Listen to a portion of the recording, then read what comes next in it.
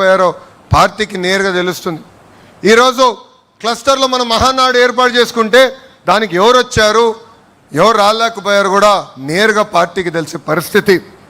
అందుకే పార్టీ చరిత్రలో ఎప్పుడు లేని విధంగా ఒక మండల్ పార్టీ అధ్యక్షురాలు శ్రీదేవి గారిని ఏకంగా పాలిట్ బ్యూరోకి తీసుకొచ్చిన ఘనత మన నాయకుడు చంద్రబాబు నాయుడు గారిది. అంతేకాదు పార్టీ ఆవిర్భావం నుంచి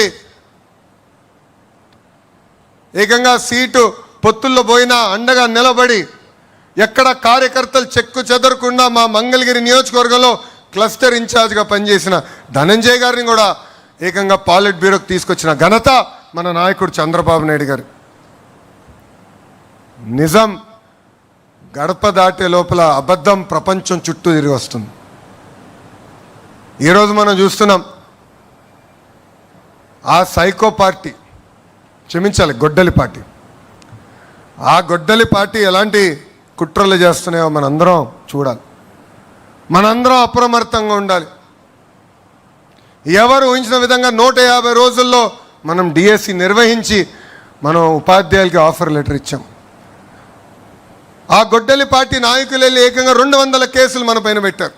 డిఎస్సి అడ్డుకోవాలని ప్రయత్నించారు, కానీ ఎక్కడా వాళ్ళు అడ్డుకోలేకపోయారు. అందుకే ఇప్పుడు కొత్త డ్రామా తీసుకొచ్చారు డిఎస్సి పైన.